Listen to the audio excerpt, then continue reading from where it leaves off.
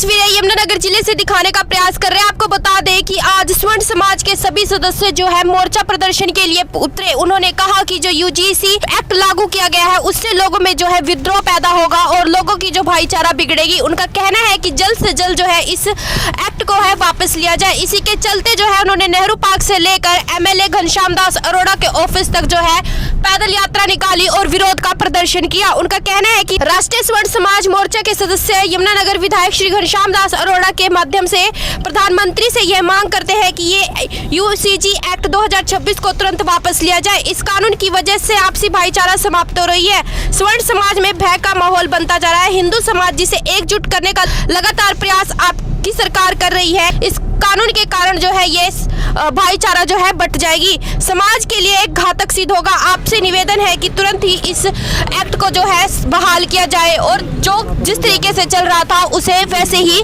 कार्यावधि में लाया जाए। इसी के चलते जो है आज पूरा स्वर्ण समाज जो है घनश्याम दास अरोड़ा एमएलए से मिलने के लिए पहुंचा।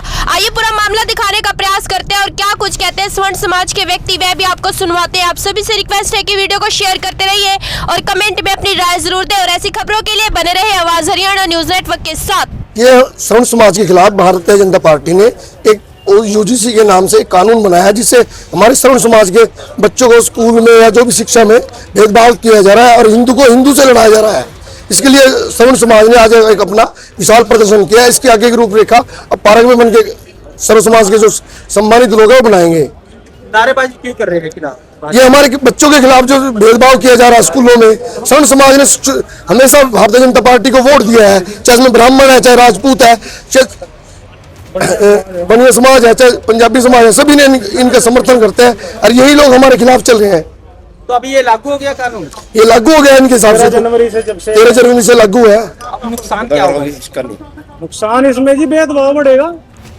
अब जो बच्चे पहले, मेरी बात हम भी पढ़े हैं, हम जब हमारी यारी दोस्ती होती थी हमको जी ये नहीं पता था ये इस जात का है, इस जात का है। अब बच्चे एक दूसरे देख के डरेंगे। जो स्कूलों में विद्यालयों में पढ़ाया जाता है सब एक है, सब एक बन के रहो। अब ये भेदभाव तो वहां जाते ही पैदा हो जाएगा। क्या जरूरत थी सरकार को जब इन चीजों के लिए SC ST एक्ट बने हुए हैं, अदालतें हैं, पुलिस है, सब कुछ है, तो ये कॉलेजों में ये स्पेशल चीज लगाने की क्या जरूरत है इनको? आप क्या मांग करते हैं? हम ये मांग करते हैं जी जैसे ये कानून लाया इसको पहले की तरह जो सिस्टम था वो यूं ही लागू रहना चाहिए। ये नवी छेड़छाड़ करके आप समाज को तोड़ने का काम कर रहे हैं, इससे अलावा और कुछ नहीं है। क्या लगता है कि भाईचारे और आपसी भाईचारा इससे खत्म हो जाएगा?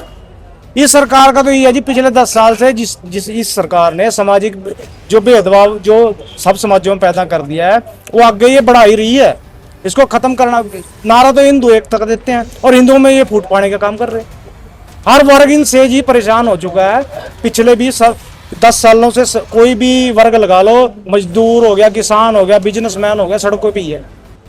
ये सड़कों पे बैठने के लिए हमने इनको बनाया गया।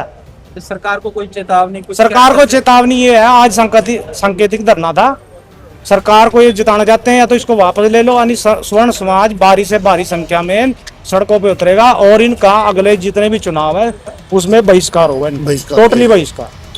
धन्यवाद। आज आपसे मिलने आया था, ज्ञापन होगा, क्या मांग उनकी सर, क्या किया जाएगा?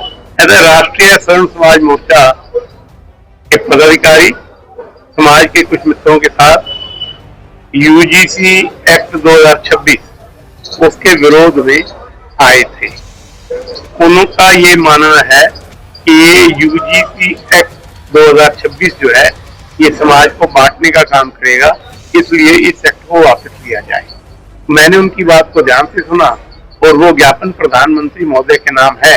मैं उस ज्ञापन को अपने कवरिंग लेटर के साथ प्रधानमंत्री महोदय को आज ही प्रेषित करूँ।